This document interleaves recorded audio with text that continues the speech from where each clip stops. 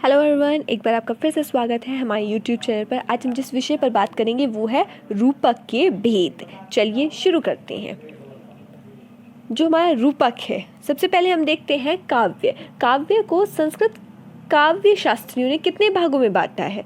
2 वर्ग में बांटा है। कौन से? एक होता है दृश्य, एक होता है श्रव्य। दृश्य काव्य किन्हें कहते हैं? दृश्य काव्य जो होते हैं वो होते हैं जो हमारे सामने प्रस्तुत किए जाते हैं। जैसे कि हम उसे क्या कहते हैं?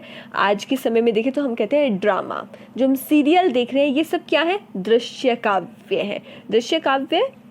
और जो श्रव्य काव्य होता है वो सिर्फ सुने जाते हैं। ये क्या है? यदि आपसे परीक्षा में पूछा जाए काव्य जो है, काव्य को कितने वर्गों में बांटा गया है, तो कितने वर्गों में? 2 वर्गों में। कौन कौन से 2 वर्गों में बांटा गया है? एक है हमारा दृश्य काव्य और दूसरा है श्रव्य काव्य। दृश्य काव्य के 2 भेद हैं। कौन कौन से? रूपक और उपरूपक। रूपक कितने होते हैं? 10 होते हैं और उपरूपक 18 प्रकार के होते हैं। आज हम जिस विषय पर बात कर रहे हैं वो है रूपक की। पहले हम भूमिका देख लेते हैं। रूपकों का एक प्रमुख भेद है नाटक, जो अपने अर्थ का विस्तार करके सामान्यतः आधुनिक भारतीय भाषाओं में नाट्य मात्र या दृश्य काव्य मात्र ड्रामे का अर्थ देता है। इसीलिए ये नाटक शब्द बहुत व्यापक अर्थ में प्रचलित है। यद्यपि संस्कृत में एक सीमित अर्थ परिधि में आता है। इस प्रसंग में धनंजय ने नाट्य, रूप और रूपक इन तीनों शब्दों के प्रयोग के हेतुओं का निरूपण किया है, जो वस्तुतः एकार्थक है। अर्थात पूछा जाए नाट्य, कहा जाए रूपक अथवा रूप, तीनों का क्या है? एकार्थ है, मतलब एक ही अर्थ है। चाहे नाट्य कहें हम, रूप कहें या फिर रूपक कहें, तीनों क्या है? एकार्थक हैं। तदनुसार विविध पात्रों की अवस्थाओं का चतुर्विध अभिनय। चतुर्विध अभिनय अर्थात आंगिक, वाचिक, सात्विक, आहार, ये 4 प्रकार से अभिनय किए जाते हैं। आंगिक होते हैं जो हम अंगों के द्वारा करते हैं, वाचिक जो हम वचनों के द्वारा बोलते हैं, सात्विक और आहार्य में हमारी वेशभूषा जो इस सब से होता है, या फिर हमारे क्रियाकलापों से जो होता है कि हमारे जो केश हैं वो किस प्रकार के हैं, हमारे जो एक्सप्रेशन है वो किस तरह के होते हैं। इनसे क्या होता है? 4 प्रकार के ये अभिनय होते हैं के द्वारा जब नट अनुकरण करता है तो उसे क्या कहते हैं? नाट्य कहते हैं।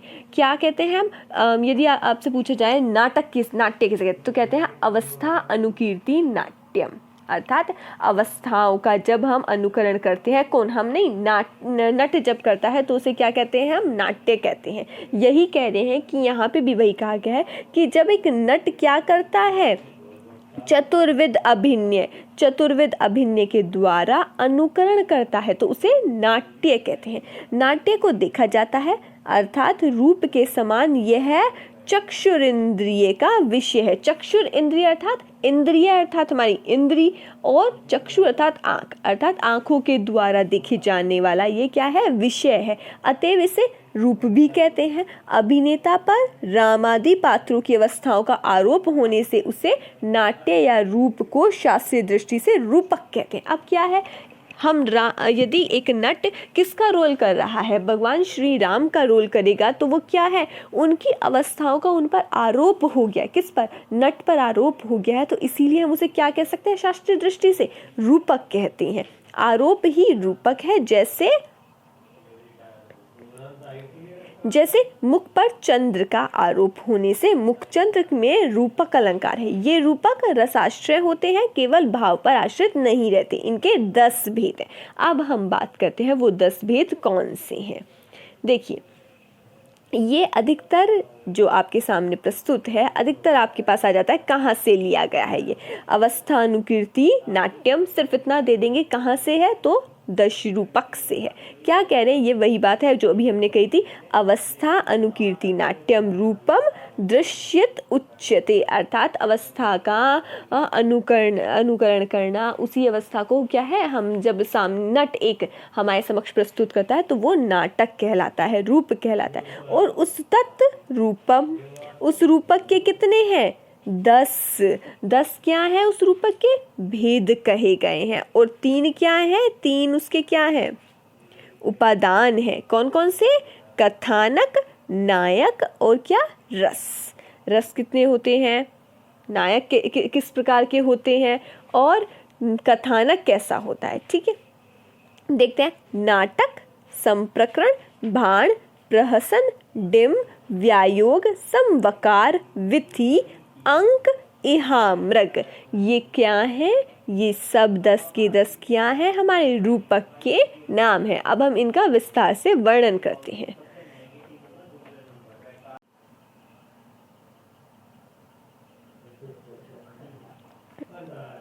देखिए, नायक कितने प्रकार के होते हैं? नायक के जो प्रकार होते हैं वो 4 होते हैं। कितने होते हैं?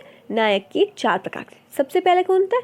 धीरोदत्त, फिर होता है धीरोदात्त, फिर होता है धीर ललित और धीर प्रशांत। ये 4 प्रकार के क्या होते हैं? नायक होते हैं। नायिका यदि देखी जाए तो नायिका कौन सी होती है? नायिका 3 प्रकार की होती है। एक मुग्धा होती है, मगध होती है, प्लग्भा होती है।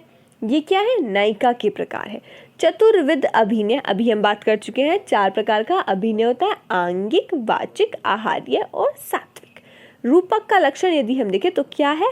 अवस्था, अनुकीर्ति, नाट्यम। यदि पूछा जाए अवस्था, अनुकीर्ति, आगे आपके लिए स्थान छोड़ दिया जाए, प्रश्न आ जाए, आगे क्या आएगा?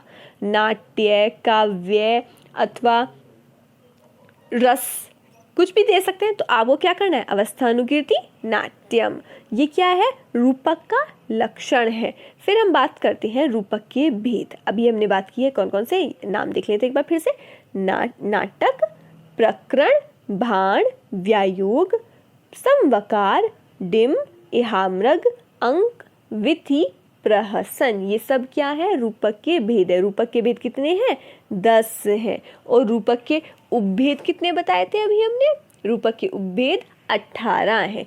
हम बात करते हैं सर्वप्रथम नाटक की, कि नाटक किससे कहते हैं। देखिए, नाटक की जो कथा वस्तु होती है वो कैसी होती है? रामायण, महाभारत आदि में प्रसिद्ध राम अथवा युधिष्ठिर आदि महापुरुषों के चरित्र पर आश्रित होना चाहिए। कैसा होना चाहिए एक नाटक? या तो उसमें रामायण के पात्र भगवान श्री राम के चरित्र पर वह आधारित हो, या फिर महाभारत जैसे जो काव्य हैं, महाकाव्य हैं, उसमें युधिष्ठिर आदि महापुरुषों के चरित्र पर आश्रित हो। कितनी संधियां होनी चाहिए? 5 संधियों का प्रयोग होना चाहिए। आप उम्मीद करते हैं आप सभी को संधियों के नाम पता होंगे। 5 संधि कौन सी होती हैं? यदि नहीं पता है तो हम इस पर भी वीडियो बना देंगे, आप उसे देख लीजिएगा। उसमें हम इसका डीपली एक्सप्लेन कर देंगे कि संधि किसे कहते हैं और संधि के कितने प्रकार हैं जो काव्यों में होती हैं। तो नाटक में कितनी संधि होनी चाहिए? नाटक में 5 की 5 संधि होनी चाहिए। नायक के समान सहायकों का चरित्र चित्रण होना चाहिए। मतलब जो हमारे हीरो का हेल्प करने वाला भी व्यक्ति हो, जिसका फ्रेंड भी हो, वो भी कैसा होना चाहिए? एक अच्छे चरित्र वाला होना चाहिए। मानव के सुख दुखात्मक जीवन का चरित्र हो उसमें। कम से कम 5 अंक तथा 10 अंक ज़्यादा से ज़्यादा होने चाहिए। यदि आपके पास आ जाए नाटक में कम से कम कितने अंक होने चाहिए? तो 5 अंक होने चाहिए। ज़्यादा से ज़्यादा 10 अंक होने चाहिए। ये क्या है? एक नाटक का क्या है कि भाई एक नाटक किस प्रकार का होना चाहिए, ये प्रश्न है। अब बात करते हैं इसका नायक कैसा होना चाहिए। एक जो नाटक है उसका नायक कैसा होना चाहिए? प्रसिद्ध राजवंश का राजश्री हो, अथवा देवलोकवासी हो, दिव्य हो, किंतु मानव रूप में विद्यमान कोई व्यक्तित्व हो सकता है। कैसा होना चाहिए? जैसे भगवान श्री राम है, वो क्या है? एक अच्छे कुल के राजा हैं, ठीक है, दिव्य भी है, किंतु मानव रूप में वो वहाँ पर है। तो क्या है? इस प्रकार का एक नाटक का क्या होना चाहिए? नायक होना चाहिए। इसका अंगिरस कैसा होना चाहिए? अंगिरस क्या होना चाहिए? श्रृंगार अथवा वीर हो सकता है। नाटक की रचना गोपुच्छ के अग्रभाग के समान होनी चाहिए। गोपुच्छ से मतलब क्या है?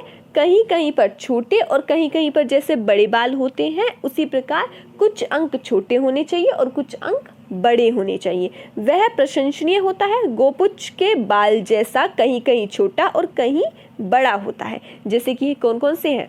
यदि उदाहरण पूछा जाए, नाटक कौन सा है? तो अभिज्ञान शाकुंतलम, उत्तर रामचरितम। अभिज्ञान शाकुंतलम में कौन है?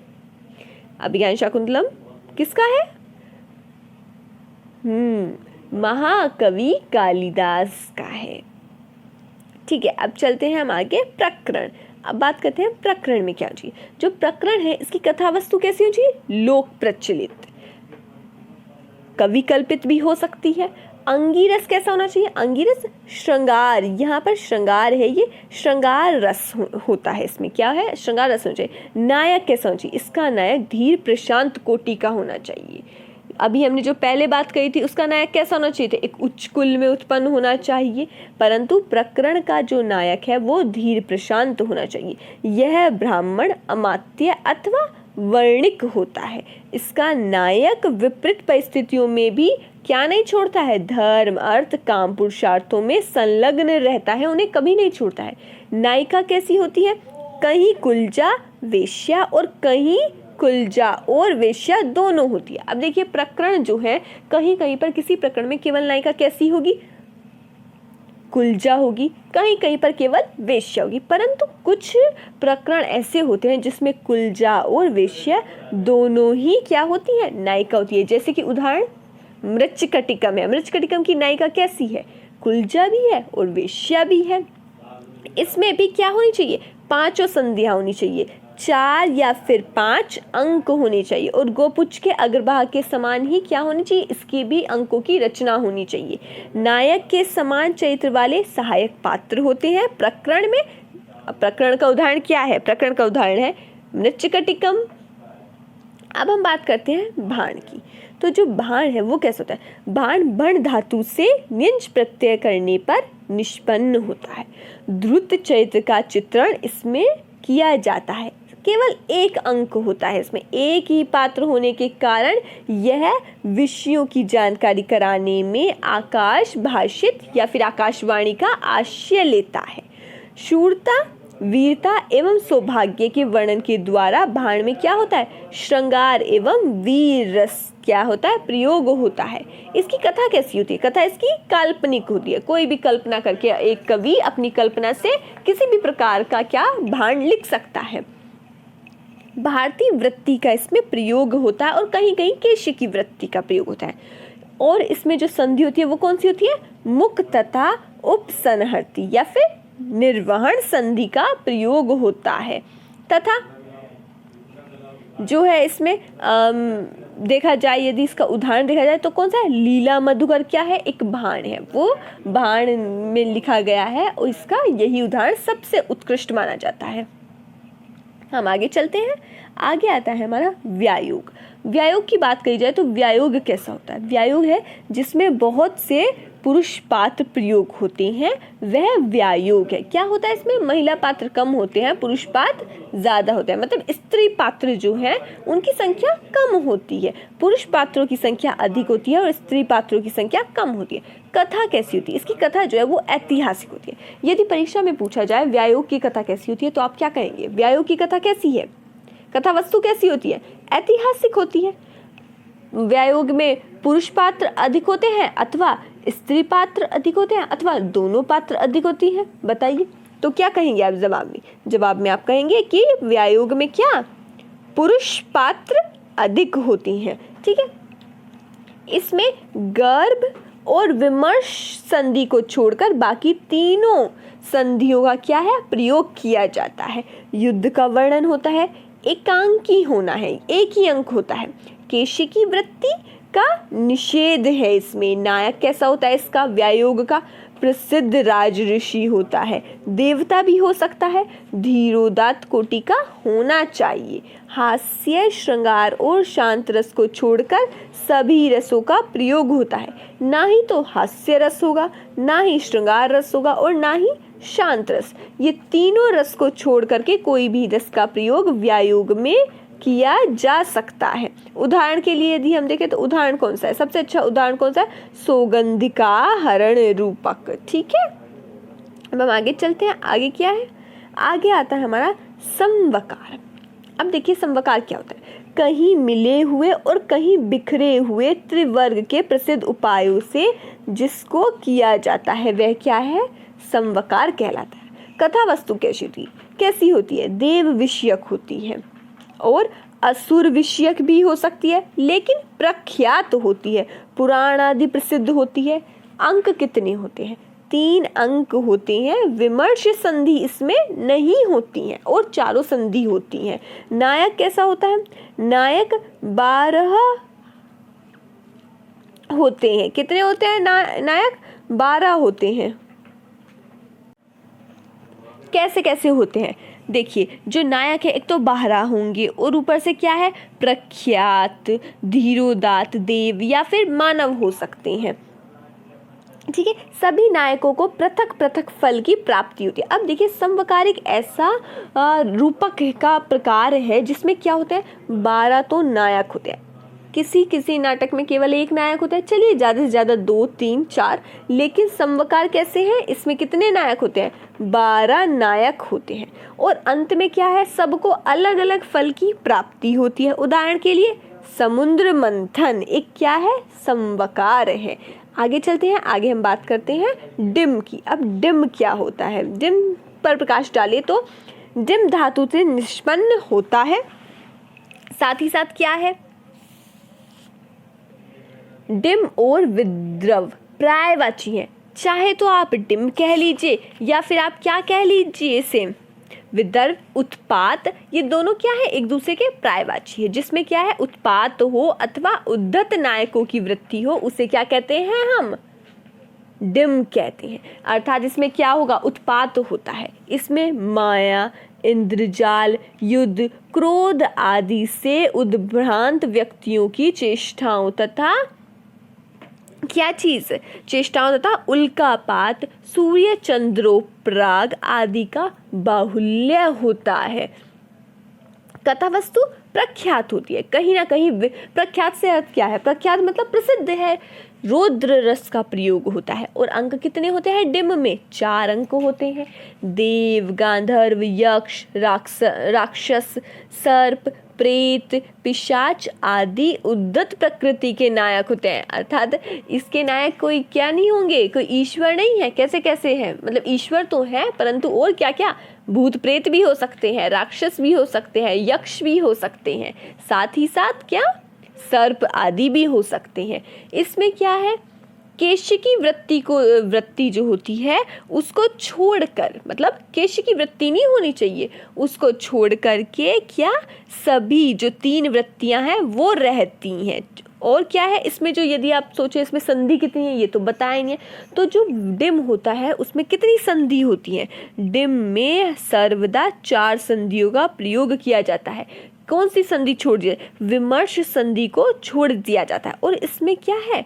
सभी रसों का प्रयोग होता है, सिर्फ 3 रस का प्रयोग नहीं होता। कौन से? एक तो शांत रस का प्रयोग नहीं होगा, साथ ही साथ किसका प्रयोग नहीं होगा? हास्य और श्रृंगार। इन 3 रस को छोड़ करके सभी रस का इसमें क्या है? प्रयोग किया जाते हैं। यदि आप सोचें अब डिम का उदाहरण क्या है, तो डिम का उदाहरण क्या है? भरत मुनि के अनुसार यदि हम बात करें तो डिम का जो सबसे अच्छा उदाहरण है वो है त्रिपुरदाहा। क्या है उदाहरण सबसे अच्छा? त्रिपुरदाहा। ये डिम का सर्वोत्कृष्ट उदाहरण है। अब आगे बात करते हैं इहामृग। अब इहामृग क्या होता है? इहामृग पर यदि चर्चा करें तो जिसमें नायक मृग के समान चेष्टाओं में संलग्न रहता है, स्त्री भोग परायण वर्णित हो, उसे क्या कहते हैं? इहामृग कहते हैं। मृग के समान केवल स्त्री के लिए जिसमें इहा अर्थात चेष्टाएं होती है वह क्या होता है? इहामृग। इसकी कथा वस्तु कैसी होती है? मिश्रित होती है। कहीं कहीं पर ऐतिहासिक होती है तो कहीं काल्पनिक होती है, जो 4 अंकों में विभक्त रहती है। इहामृग में कितने अंक होते हैं? 4 अंक होते हैं। इसमें मुख, प्रतिमुख और निर्वहन 3 संधियां होती हैं। नायक और प्रतिनायक धीरोदात्त कोटि के होते हैं। साथ ही साथ प्रख्यात होने चाहिए। देव भी हो सकते हैं तथा मानव भी हो सकते हैं। जो प्रतिनायक को प्रच्छन्न आचरण वाला एवं अनुचित कर्मों में तत्पर दिखाना चाहिए। क्या है इसमें? जो प्रतिनायक है वो कैसा होना चाहिए? प्रच्छन्न आचरण होना चाहिए उसका, और अनुचित कर्म करने वाला ऐसा इसमें क्या होना चाहिए? प्रतिनायक होना चाहिए, अर्थात विलेन जिसे हम कहते हैं वो होना चाहिए। इहामृग में सहायक या पताका नायक 10 होते हैं। ठीक है, वे भी दिव्य या मानव हो सकते हैं। प्रतिनायक के बल को युद्ध आदि में प्रदर्शित करके भी किसी बहाने से समाप्त कर देना चाहिए। ठीक है, यदि जो हम इसमें विलन ले लें, वो बहुत बलवान ले लें, तो उसके बल को क्या है, किसी युद्ध में उसे हारा हुआ दिखा दीजिए, अथवा किसी ना किसी बहाने से उसके बल को समाप्त कर देना चाहिए। नायक का वध प्राप्त होने पर भी नहीं दिखाना चाहिए। अगर कभी भी डिम में भले ही नायक का क्या हो, वध ही क्यों ना हो जाए, डिम में नहीं, हम बात कर रहे हैं इहा मृग की, इहा मृग में भले ही नायक का वध हो जाए परंतु दिखाना नहीं चाहिए। और क्या कह रहे हैं,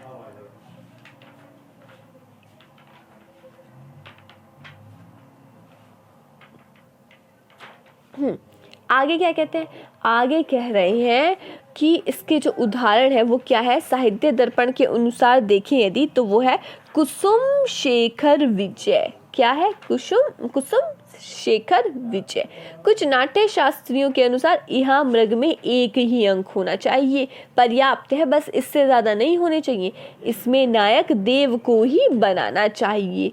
और कुछ अन्य नाट्य शास्त्रियों के मत के अनुसार इसमें क्या हो, 6 अंक होने चाहिए। अर्थात कुछ तो कहते हैं कि इहा मृग में केवल 1 अंक होना चाहिए, परंतु कुछ क्या कहते हैं, नहीं, इसमें क्या होने चाहिए, ज्यादा अंक हो सकते हैं। और क्या, नायक कितने होने चाहिए, 6 नायक होने चाहिए। कितने, 6 नायक होने चाहिए, जिन्हें किसी दिव्य स्त्री के कारण लड़ते झगड़ते दिखाना चाहिए। ऐसा किसमें दिखाना चाहिए, इहा मृग में दिखाना चाहिए। अब हम बात करते हैं, आगे बढ़े यदि, अब हम बात करेंगे अंक की। इसे हम क्या कहते हैं, उत्सृष्टिकांक भी कहते हैं। ठीक है, जो अंक है वो नाटक आदि के अंतर्गत किए गए एक दिन के चैत्र आदि के विभाजन का भी क्या है, नाम है। अतः कुछ आचार्यों के रूपक के इस भेद को उत्सृष्टिकांक कहना अधिक समीचीन समझा है। इसमें 1 अंक में साधारण पुरुषों को नायक के रूप में चित्रित किया जाता है। जैसे कहते हैं ना, एक दिन के लिए आप क्या बन गए, यहाँ के प्रधानमंत्री बन गए, तो वो क्या है, 1 अंक में क्या होता है, जो पुरुष होता है उसे नायक के रूप में चित्रित किया जाता है। इसका प्रधान रस करुण रस होता है, क्योंकि यहाँ स्त्रियों के प्रचुर विलाप को दिखाया जाता है। अब यदि यह परीक्षा में आ जाए कि स्त्रियों का प्रचुर विलाप किसमें दिखाया जाता है, तो अंक नामक रूपक में दिखाया जाता है। फिर इसकी कथा वस्तु कैसी होती है, प्रख्यात होती है, किंतु कवि अपनी कल्पना के द्वारा भी विस्तृत बना लेते हैं। मतलब वो अपनी कल्पना भी अपनी कथा में जो प्रख्यात है जोड़ सकते हैं। यदि आगे देखें तो इसमें क्या है, इसमें बाण के समान ही क्या होती है, संधियां होती है। कौन कौन सी, मुख और निर्वहन वृत्ति होती है। वृत्ति कैसी होती है, निर्वहन संधि होती है, और वृत्ति कैसी होती है, भारती तथा कहीं कहीं केश्य की। अंक, गे पद आदि 10 लास्यांकों की योजना होती है। इसमें जीत हार एवं लड़ाई आदि का वाणी से प्रदर्शित करना चाहिए। अर्थात इसमें लड़ाई को प्रस्तुत नहीं किया जाता है, बल्कि क्या करते हैं कि जो हमारी यदि इसमें लड़ाई भी दिखानी है तो कैसे करेंगे, वाणी से, कि कोई भी आकर के कह देगा यहाँ पर अभी युद्ध हुआ है और उसमें कोई विजय हो गया है, कोई हार गया है, तो इस प्रकार वाणी के द्वारा ही क्या प्रदर्शित कर दी जाती है जीत हार। ठीक है, अंक में निर्वेद पूर्ण वचनों का बहुलता प्रयोग अपेक्षित है।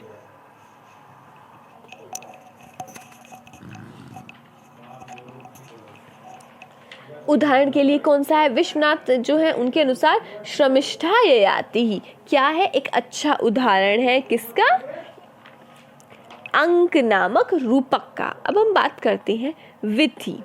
विधि कौन सा भेद है, 9वां भेद है विधि। विधि में क्या होता है, गली की तरह टेढ़ी मेढ़ी उक्ति वक्रता पूर्ण होने के कारण रूपक के इस भेद को विधि कहा जाता है।